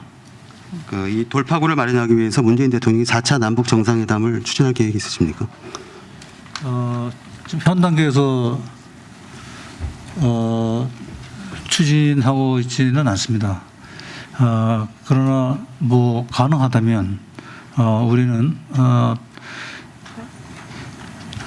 사실 2018년도에 한미 정상 회담이 한 사이클을 돌 수 있는 계기가 있었습니다. 판문점 남쪽에서 만나고 또 판문점 북쪽에서 만나고 또 우리 대통령께서 평양에 가시고 그 다음에 김정은 위원장이 서울 답방하도록 되어 있었습니다. 그래서 12월 달에 그 가능성이 굉장히 많았는데 뭐 북측 사정으로 그게 실현이 안 됐기 때문에 개인적으로는 또 우리 국가적으로도 저는 그게 필요하다고 봅니다. 그런 정상회담의 일상화 이런 게 좀 이루어졌으면 좋겠어요. 그래서 그런 차원에서 계기가 된다면 그거는 추진을 할 필요가 있다고 봅니다. 그러나 뭐 지금 현재 그런 것을 추진하고 있거나 그럴 여건은 아닙니다. 아시는 것처럼 남북 관계가 좀 굉장히 경색되어 있고 그 소통 채널은 유지하고 있습니다만 그 의미 있는 대화는 전혀 이루어지지 않고 있습니다. 북미 대화에 대해서 한 가지 여쭙겠는데요. 최근에 워싱턴 포스트를 보니까 미국 당국이 북한의 포기 가능성이 제로에 가깝다 이런 판단을 하고 있다는 보도가 나왔고요. 북한 문제가 1순위가 아니라 바이든 행정부에 있어서는 부차적인 문제다.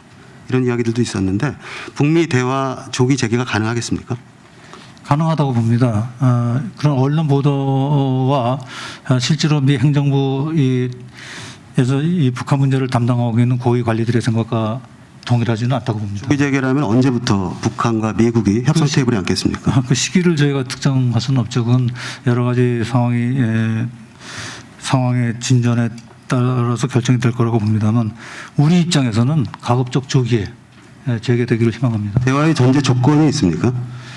대화라는 것이 전제를 달고 시작하면 상당히 어렵습니다. 그러나 지금 그 북한이나 미 측에서는 어느 정도 그 전제를 기대를 하는 것 같기 때문에 대화가 좀 잘 이루어지지 않고 있다고 저는 봅니다. 전제 기대라는 게 대북 제재 해제 이런 걸 말씀하시는 겁니까? 아닙니다. 그러니까 북한이 내세우는 것은 그 미국의 적대 행위 금지입니다. 상당히 포괄적인데 북한이 말하는 적대 행위 금지라는 건 뭐 여러 가지 의미가 있을 것 같아요. 북한이 좀 가장 중요한 북한에게 중요한 것은 좀 아시는 것처럼 북한은 경제적으로 굉장히 어렵습니다. 소위 그 삼중고라고 하지 않습니까? 그 대북 제재로 인한 고통, 또 이 코로나19 이후에 국경을 완전히 봉쇄하고 난 다음에 이후에 겪는 그 물자 부족, 식량 부족. 거기다가 이제 작년에 이 홍수 피해가 엄청나게 커서 그 이후에 상황이 굉장히 어려운 것 같고요. 그 다음에 김정은 위원장으로서는 체제 안전 유지가 굉장히 그게 상당히 관심 사항일 것 같아요. 그래서 이러한 데 대한 일종의 보장을 받고 싶어 할 거라고 보고요.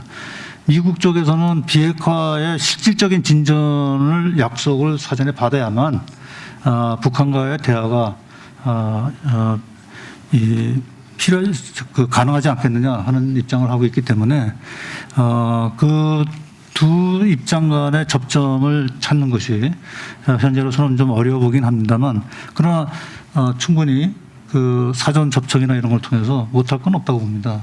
그래서 그 가능성을 가지고 우리도 미국과 계속 협력을 하는데 그러한 협력 과정에서 과거하고는 달리 과거 트럼프 행정부 때와는 달리 한미 간에 완전히 조율된 전략을 수립하자. 그래서 완전히 조율된 그 전략을 바탕으로 북한을 설득하자 하는 것이기 때문에 이번에는 좀 지난번과는 조금 더 다를 거라고 보고 사실 제가 여기서 밝힙니다만 완전히 조율된 대북 그 전략 이거는 우리가 미측에다가 제시를 했습니다. 그래서 그거를 이번 2+2 공동성명에 반영을 했습니다. 네, 저도 그래서 아까 질문 하나 드리고 싶었던 게 아까 모두 발언에서 양국이 완전히 조율된 대북 전략을 바탕으로 공조를 해 나간다라는 표현이 있어가지고 이게 그래서 벌써 조율이 된 건지 앞으로 하겠다는 건지 이게 좀 약간 모호했었거든요.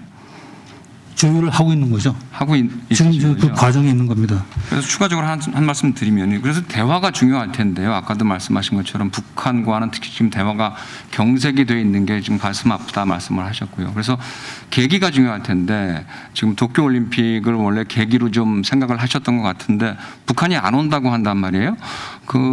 어떻게 생각하시면 아직까지 그 기회가 열려 있다고 생각하시나요? 어떻습니까? 북한이 안 온다고 일단 발표는 했습니다만 아직도 뭐 석 달 정도 남아 있기 때문에 과거에 2018년 평창올림픽 때도 막바지에 참가를 했거든요. 그래서 그 가능성은 계속 열어두고 보고 있습니다. 물론 이제 코로나 상황이 워낙 어렵기 때문에 북한뿐만이 아니라 뭐 일본 국내에서도 여러 가지 의견들이 있고 그러나 우리는 도쿄올림픽이 1년 연기는 됐습니다만 지금 계획대로 성공적으로 개최되기를 희망을 하고 있고 그것이 개최되면 남북 관계 개선에도 어떠한 계기가 될 수도 있겠다라는 희망을 갖고 있습니다. 그리고 북측이 이 올림픽 불참 이후로 내세운 것이 코로나 방역이었기 때문에 그 분야에서 뭐 IOC가 어떤 그 협력을 해줄 수 있는지. 그런 건 아마 IOC 측이 여러 가지 방안을 검토하고 있는 것으로 알고 있습니다. 예.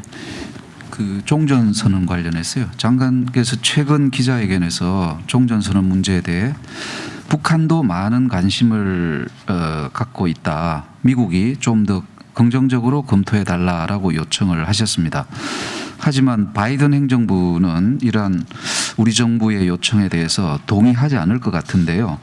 북한이 아시다시피 핵무력을 강화하는 지금 시점에 종전선언을 언급하는 것은 비유를 하자면 봄 모내기철에 가을거지 하겠다는 발상으로도 들립니다. 김칫국 마시기라는 지적도 있는데요. 어떻게 보십니까? 글쎄요, 종전선언은 모내기 다음에 수학으로 바로 가자는 게 아니라 모내기 하고 난 다음에 그걸 뭐라고 그러죠? 김맨다고 그러나요? 그런 단계로 저는 봅니다. 뭐 아시는 것처럼 한반도에서 전쟁이 끝난 지가 좀 70년이 다 돼가는데 아직도 기술적으로는 전쟁 상태다라고 좀 하고 있기 때문에 그것이 우리한테 주는 부담은 정치 외교적인 부담뿐만 아니라 경제적으로도 엄청난 코리아 디스카운트의 요인이 되고 있는 겁니다. 그래서 사실은 정전협정을 빨리 평화협정으로 대체를 해야 되는데 그 평화협정으로 대체하는 것은 뭐 아시는 것처럼 엄청난 그 많은 그 이 함의를 갖고 있어서 그 쉽게 되는 것은 아닙니다. 그러나 종전선언은 정치선언입니다. 뭐 아시는 것처럼 그 전쟁에 참여했던 4개국 남북과 중국, 미국 이 4개국 간에 보면 사실 그 중국과 한국 뭐 심지어는 중국과 미국 또 남북 간에는 사실상 그 전쟁을 할 수 있는 여건이 전혀 아니고 선언을 안 했습니다. 남북 간에는 뭐 종전선언을 했습니다만 선언을 안 했습니다만 우리 세 나라 간에 어떤 그 무력 충돌이 일어날 거라고 좀 생각하는 나라는 하나도 없을 겁니다. 다만 미국과 북한 간에 그 관계가 좀 없는 겁니다. 외교 관계도 없고. 그래서 북한도 거기에 대해서 상당히 좀 우려를 하고 있는 겁니다.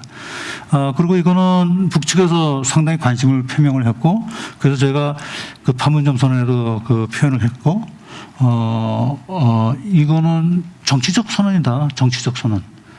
정전협정으로 가기 위한 그 초기 단계에서의 정치적 선언. 아무에게도 사실은 부담이 안 되지만 상대방에게는 상당히 그 안도감을 줄 수 있는 그런 이러한 것이야말로 그 미국과 북한 간의 신뢰 구축의 초기 단계에 아주 적합한 조치다라는 점을 미국에 계속 설득을 하고 있습니다. 그 미국이 종전선언에 대해서 뭐 유보적이다 이런 보도가 많이 있는데 미국도 상당히 심각하게 검토하고 있는 것으로 저는 이해하고 있습니다. 다만 미국은 이러한 종전선언이나 이런 걸 하기 전에 북한의 이 비핵화 의지를 조금 더 실천으로 옮기는 그런 행동을 보기를 희망하는 것 같아요. 그래서 이런 거는 좀 계속 협의해 나가면 뭐 못할 건 없다고 봅니다. 자, 이제 시간이 한 30분 정도밖에 안 남아서요. 저희가 한미 정상회담 앞두고 한일 관계 문제도 짚어보지 않을 수가 없을 것 같습니다. 그래서 그걸로 넘어가야 될 것 같은데요. 최근 한일 간 가장 뜨거운 감자가 되고 있는 그 주제 후쿠시마 오염수 문제로 넘어가 보겠습니다. 한국을 방문한 캐리 미국 대통령 기후 특사가 일본의 후쿠시마 오염류 방류 결정에 대해서 일본이 IAEA에 이미 긴밀하게 협력했다고 말해서 일본의 그 방류 결정에 손을 들어준 셈이 됐는데요. 우리나라가 더 이상 이제 할 수 있는 방법이 없어 보이기도 합니다. 오염수 방류가 예고된 2년 동안 정부가 그동안 뭐 했느냐 이런 질책이 나올 수도 있을 것 같은데 어떻게 생각하십니까? 네, 어제 국회 외통위에서도 이 문제에 대해서 많은 질책이 있었습니다. 그러나 제가 분명히 말씀드릴 수 있는 것은 2018년 10월 달에 일본 원자력 규제위원회에서 그 오염수 방류 계획을 검토하겠다라고 발표한 이후에 우리 정부는 즉각적으로 TF를 구성하고 여기에 대한 그 여러 가지 실효적인 그 대응 방안들을 검토를 해왔습니다. 그 안에는 뭐 여러 가지가 있는데요. 그 일본 오염수 방류 문제에 대한 우리 기본 입장은 뭐 간단합니다. 제가 국회 본회의에서 분명하게 설명을 해드렸는데 첫째는 우리 국민의 건강과 안전, 그다음에 우리 해양 환경을 담보할 수 있는 그런 충분한 과학적 근거를 제시해달라.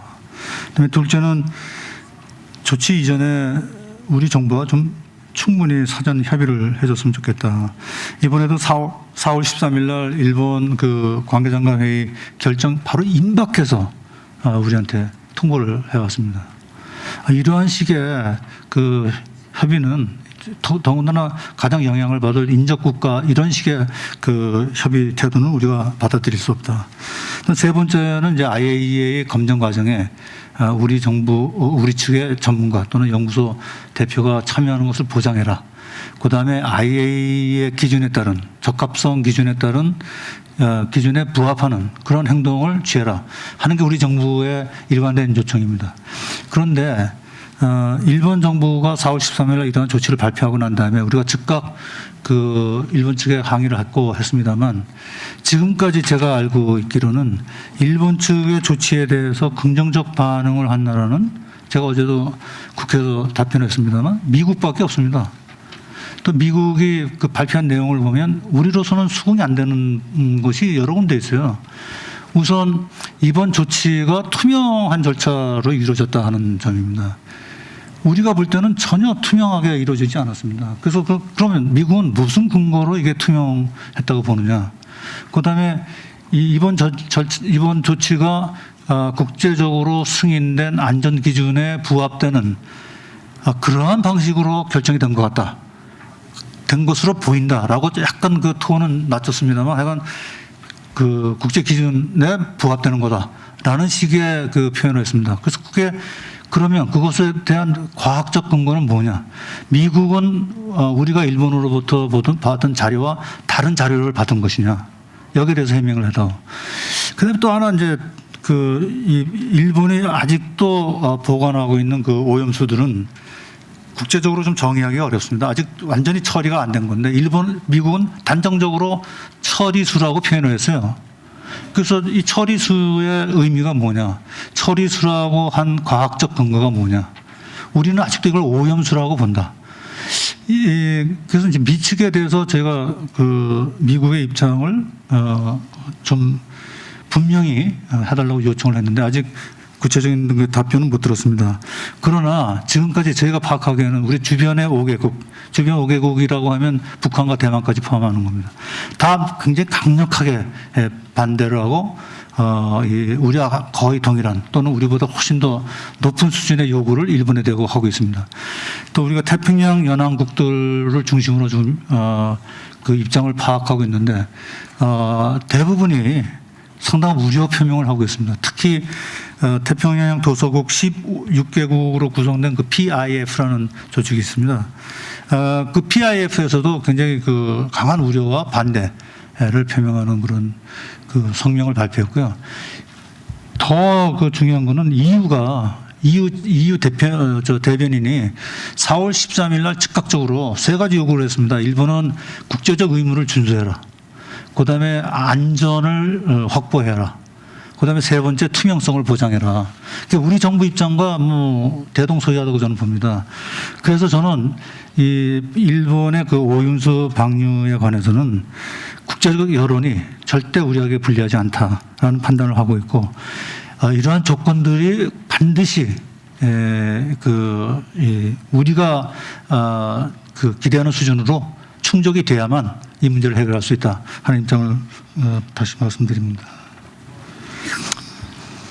문재인 대통령이 일본의 원전 오염수 해양 방류 방침을 발표한 이후에 지난 14일 날 국제해양법 재판소에 제소를 검토한다 이렇게 밝히셨죠.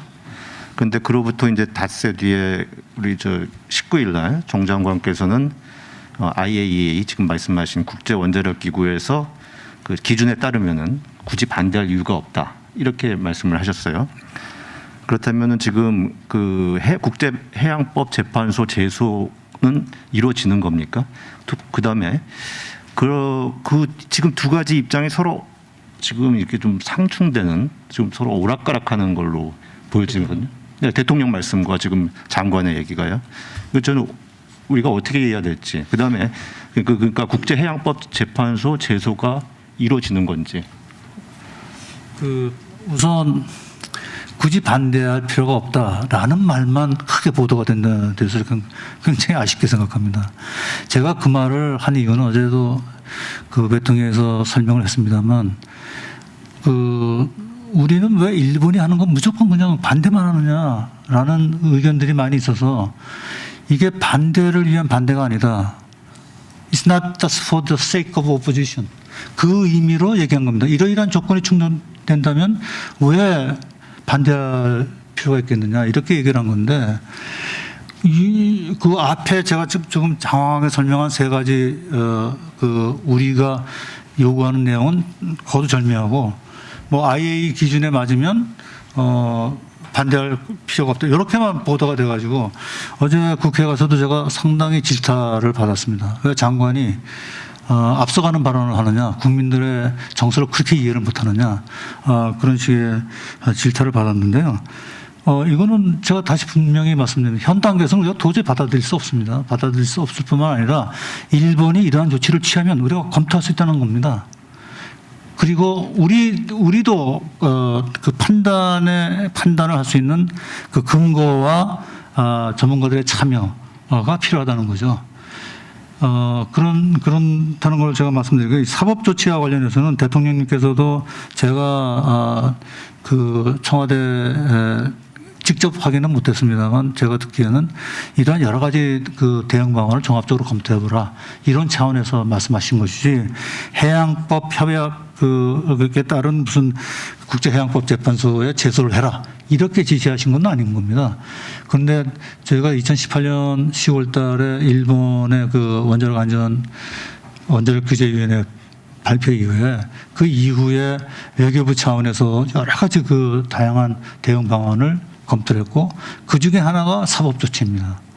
그때부터 우리는 일본이 그 유엔 그 해양법 협약 또는 국제 관습법에 따른 그 의무 또는 그 의무의 성실한 이행이 미진하다고 판단되면 그때 우리가 사법적으로 어떤 조치를 취할 수 있는지에 대해서 상당히 면밀하게 검토를 해왔고 그 결과 이 해양법 그 재판소로 바로 가는 것은 아니고 그 절차가 있습니다. 그 분쟁 해결 절차를 일단 먼저 밟아야 되거든요. 그래서 분쟁 해결 절차 또 이 상당한 그 수준의 이 위험이 있을 때는 잠정 조치를 어떻게 할 수 있는지 그런 데 대한 그 세부적인 검토를 해왔고 또 그런 준비를 아직도 하고 있습니다. 그래서 이것도 뭔가 뭐 조금 좀 오해들이 있지 않기를 저는 바랍니다. 자, 위안부 합의 문제 넘어갈까요? 예. 그 공교롭게도 유감스럽지만 이제 우리 정부가 오락가락한다라는 표현을 한 번 더 할 수밖에 없는 질문일 것 같습니다. 그 장관께서 안보실장이실 때 우리 한일 위안부 합의를 사실상 폐기를 하게 됐는데요. 당시 그래서 아울러서 우리나라 국내 반일 감정 굉장히 고조된 계기도 되기도 했습니다. 그런데 또 올해 들어서는요, 문재인 대통령이 한일 위안부 합의가 양국 간의 공식 합의다 이런 식으로 다시 말을 뒤집는 것 같은 그런 인상을 줘가지고 이제 국민들은 헷갈릴 수밖에 없는 그런 상황이었어요. 제가 드리고 싶은 거는 바로 이 부분이거든요. 한일 위안부 문제에 대해서 우리 정부가 적극적으로 대처하지 않으면 그것은 위헌이다라고 우리 헌재가 판결한 바 있습니다. 벌써 10년이 됐는데요. 문재인 정부 들어서 위안부 문제 어떤 해결을 위한 노력을 벌이셨는지 좀 듣고 싶습니다.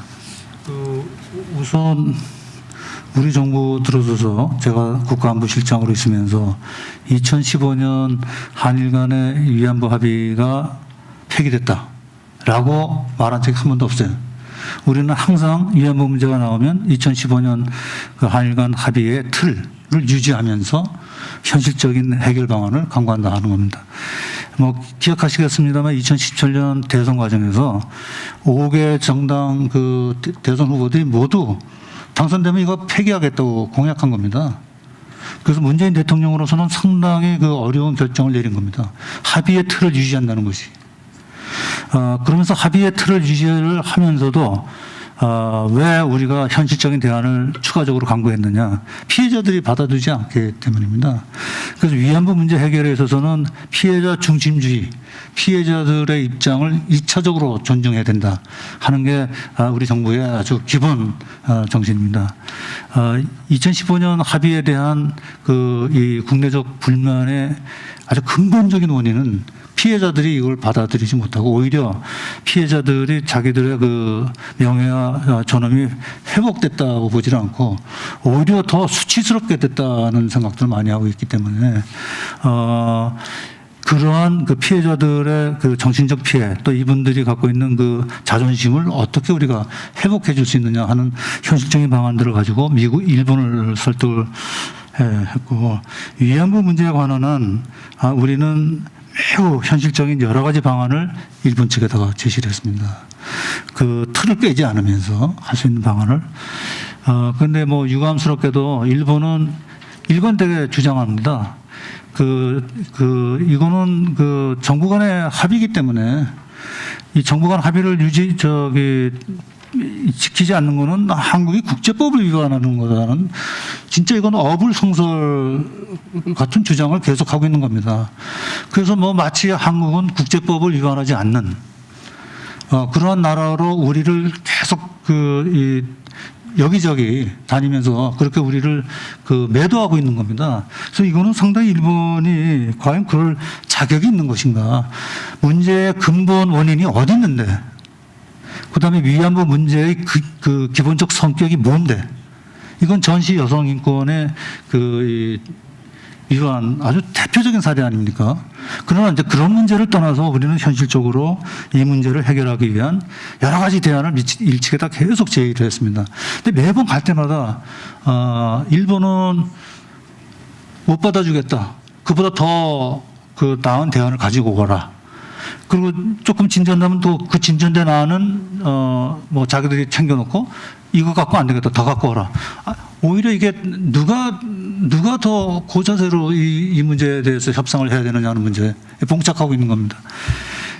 뭐 제가 솔직히 말씀드립니다면 안보실장으로 재직하면서 이 문제 해결을 위해서 제가 여러 차례 비공개로 일본에 가서 일본 고위관리들하고 협의를 했습니다.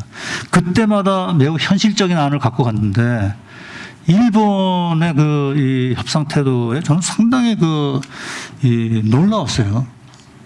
글쎄 뭐 일관되게 자기들 주장만 하면 뭐 협상을 깨자는 거죠. 그게 협의가 되는 겁니다. 내가 제가 너무 흥분해서 죄송한데요. 조금만 줄여서 위안부 문제에 대해서는 너무나 하고 싶은 얘기가 많습니다. 사실은. 네. 예, 죄송합니다. 네네 시간이 너무 많이 경과해서요. 저희가 지금 중국 문제도 짚어봐야 되는데 그 전에 또 대북 전단 문제도 또 짚어보지 않을 수가 없다 그래서 이 질문도 같이 해야 될 것 같습니다. 이종수 의원 질문 2개를 준비하셨는데 좀 짧게 하나로 해주시고 신지용 의원 해주시고 그다음에 장세정 의원 이렇게 하나씩 짧게 해주시고요. 그리고 장관님도 압축해서 그렇게 하겠습니다. 힘드실 겁니다. 죄송합니다. 압축해서 좀 짧게 해주시면 좋겠습니다. 네. 한 가지 질문으로 요약을 해서 드리겠습니다. 미국 의회가 이제 김일성 생일인 지난 15일에 대북 전단 금지법 청문회를 열었는데 지금 이제 뭐 군부 독재 시절도 아닌데 왜 이런 일이 벌어졌는지 그 어떤 생각이신지 그걸 한번 말씀해 주시고요. 이 청문회와 관련해서 정세현 민주평통 수석부의장이 내정 간섭이라고 비난을 했습니다. 장관이 보시기에 내정 간섭인지 아닌지 그거에 대해서 이렇게 간단하게 답해 주시면 되겠습니다. 내정 간섭이라고 보지는 않고요. 미국 일부 인사들의 입장 표명이라고 봅니다. 이게 뭐 미 행정부의 공식 입장도 아니고요. 거기 미 의회 내에서도 아주 일부 의원들 또 그 증인으로 참석했던 분들의 개인적인 의견들이라고 저희는 보고 있고요. 물론 그분들의 의견은 저희가 잘 유념하겠습니다. 그러나 기본적으로 남북관계발전법 개정의 기본 목적은 접견 지역에 거주하는 우리 120만 명 주민들의 안전을 보호하기 위한 것이고 그러한 내용은 저희가 충분히 미 행정부, 조야, 언론 이런 데다 충분히 설명을 드렸고요. 이 문제가 사실 국내에서는 상당히 뜨거운 관심을 갖고 있습니다만 미국 내에서는 뭐 전혀 큰 관심을 얻지 못하고 있다는 점도 제가 알로 말씀드립니다. 이 문제는 뭐 인권 문제에 대해서는 저는 뭐 기본적으로 그런 생각을 갖고 있습니다. 어느 나라도 어느 정부도 합당하고 이 합리적인 그런 그 비판을 할 경우에는 겸허한 마음으로 경청을 해야 됩니다. 그러나 이 소위 그 대북 전단과 관련해서는 이것이 무슨 우리 국민의 표현의 자유를 뭐 크게 폄훼하거나 그런 건 절대 아니라고 봅니다. 대북 전단 금지법을 폐기하거나 개정해달라는 건의할 생각은 혹시 없습니까? 그것도 뭐 일부 의견 제시라고 보는데요. 그거는 뭐 저희 행정부에서 검토할 문제는 아니고 입법 뭐 국회에서 검토해야 되는 거 아닌가 이렇게 봅니다. 그 안보실장 재직 시절이던 2019년 11월에 탈북 청년어부 임명을 그때 아마 실장께서 지시를 하신 걸로 알려져 있는데 비밀 강제 북송했습니다. 그런데도 이제 아마 국회에서였나요? 대한민국 국민이 아니다라면서 당연한 조치라고 주장하셨는데 지금도 같은 생각인지 하고요.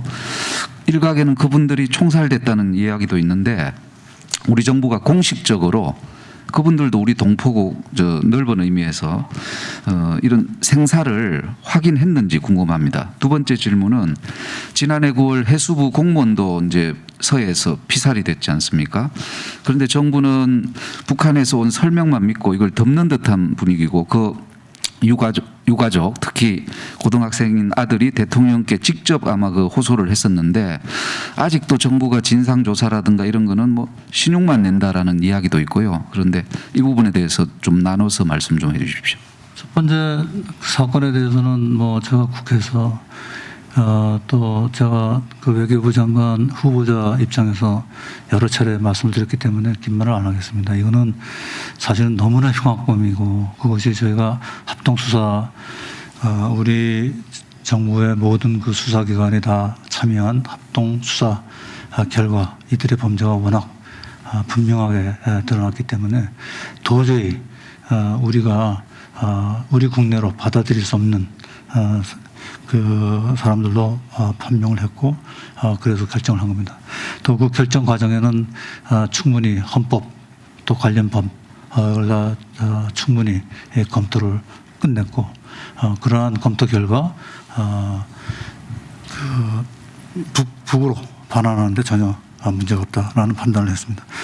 앞으로도 이런 흉악범이 일반 탈북인들하고는 다르기 때문에 이거에 대해서는 우리가 좀 단호한 그 어떤 기준을 세워야 되는 게 아닌가 하는 생각을 갖고 있고요.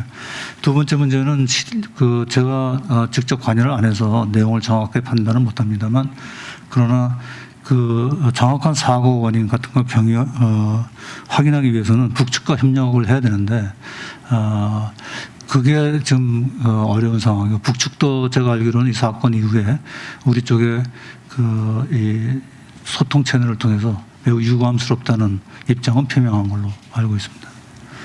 그 남북이 뭐 범죄인 인도 조약이 있는 것도 아니고 그죠? 특수관계이기도 한데 북한에서는 인권 무시하는 일이 많다는 거는 뭐 국제사회가 다 알고 있는 거 아닙니까? 그 국내법 검토가 어떻게 된지 모르겠지만 이런 상황에서 북한으로 보내면 이분들이 상당히 비극적인 걸 맞을 거라는 게 예상이 되는 상황에서 국내에서 어떤 조치를 할 수 없었을까요? 이 사람들이 원래 그 탈북의 의사도 없었습니다. 우리가 납포를 한 겁니다. 계속 동해상에서 도주하다가 나중에 할 수 없이 잡힌 거거든요. 그래서 뭐 탈북을 했다는 것보다는 그 도주를 하다가 우리 측에 넘어와서 우리가 체포를 해서 북측에 그냥 넘겨준 겁니다.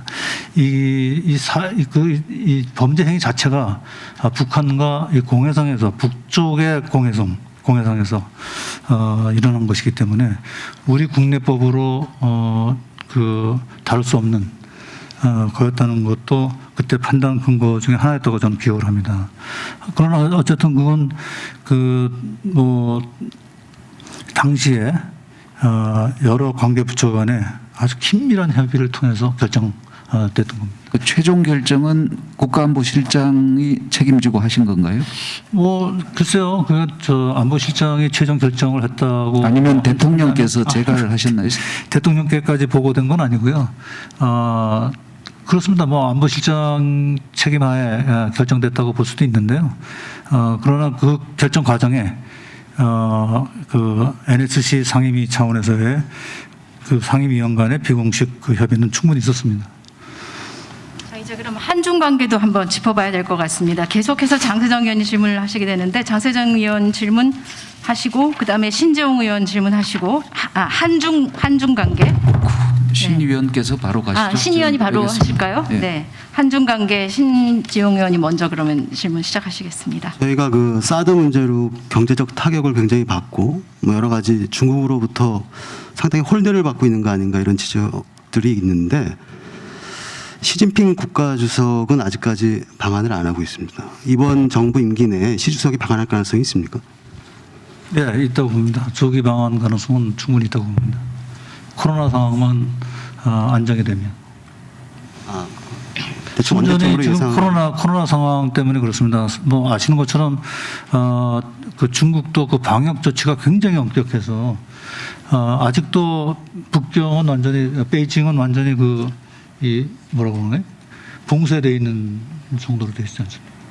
지금 미중 패권 경쟁이 굉장히 격화되고 있는데 저희는 그 주로 안보는 미국, 경제는 중국에서 보는 안미 경중이라는 노선을 취하고 있다는 그런 관측들이 있는데 이런 전략이 지금 미국, 중국이 그 강하게 충돌하고 있는 상황에서 좋은 전략일까요? 글쎄 안미 경중이라는 표현은 시사적 표현 아닌가요? 그거는 뭐 맞지 않는 표현이라고 보고요.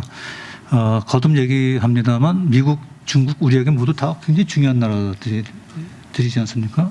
미국은 우리의 뭐 유일한 동맹 국가고 동맹 차원을 넘어서 여러 분야에서의 협력이 아주 활발히 이루어지고 있는 그 우방국이고 중국은 뭐 가장 지리적으로 가까울 뿐만 아니라 전략적 동반자 관계로 우리가 물론 관계를 규정을 이미 해놨고 또 지금 한중 간의 교역 총액이 작년에도 2,400억 불 정도 됐는데 코로나 상황에서도 전년도 수준을 계속 유지를 할 정도입니다.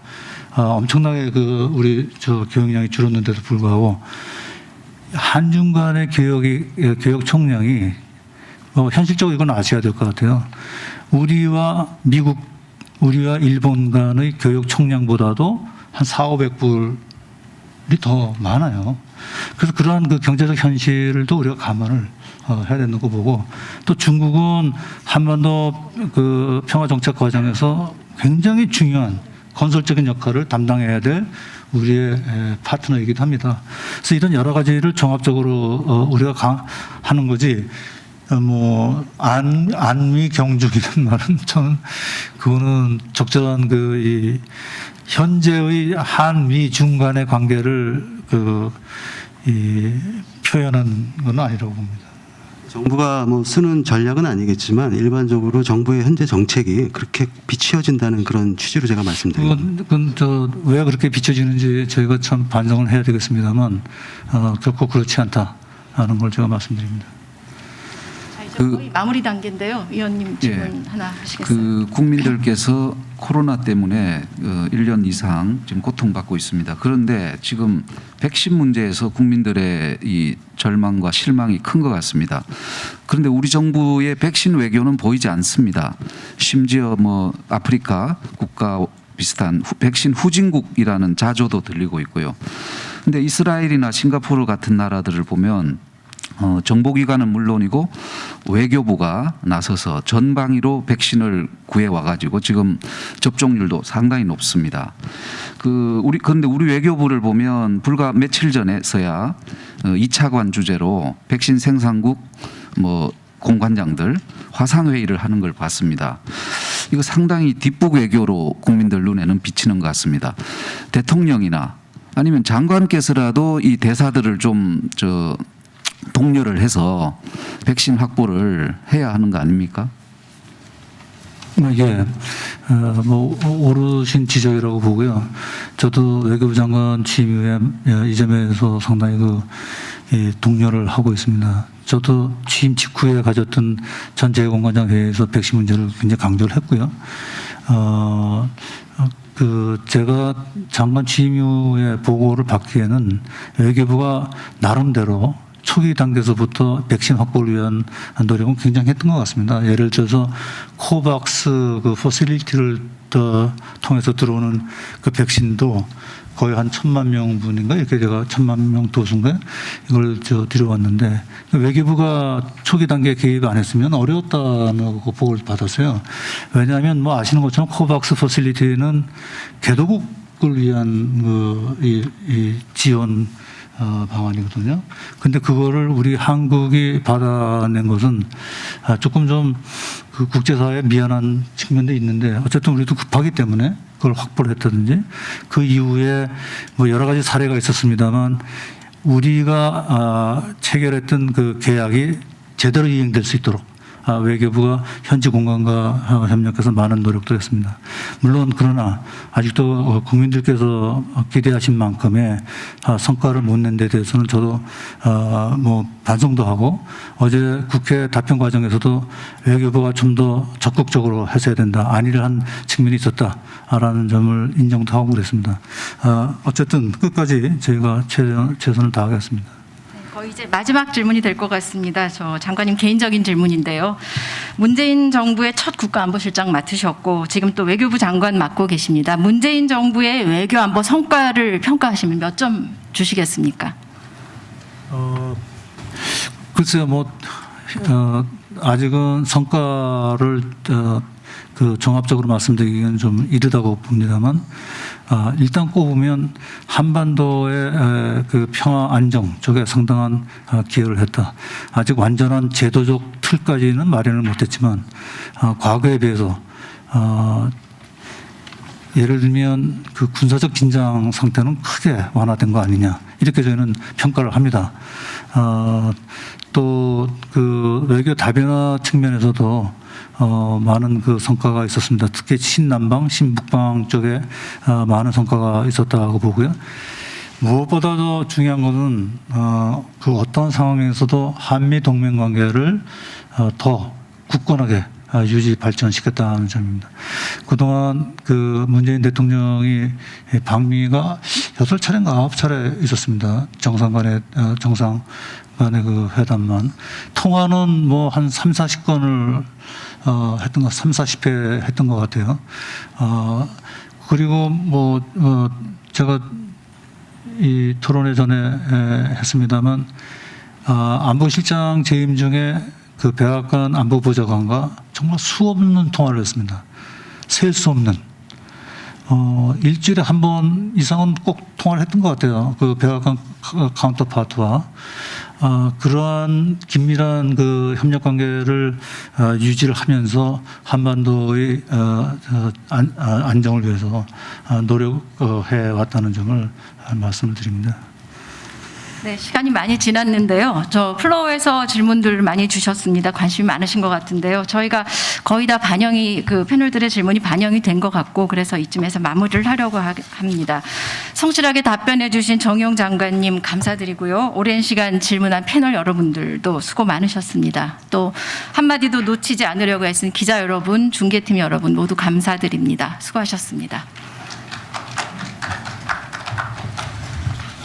감사합니다.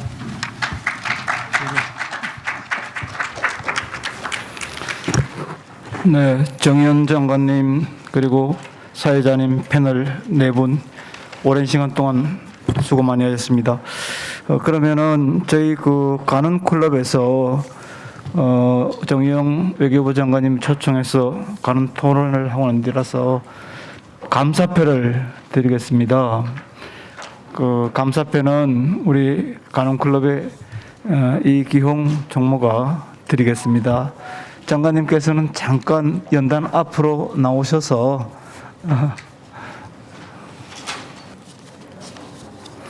기념패 정의용 외교부 장관, 관훈클럽은 정 장관님을 모시고 유익한 대화와 품격 있는 토론을 했습니다.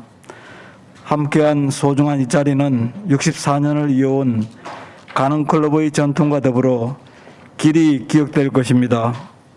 2021년 4월 21일 관훈클럽 총무 이기홍.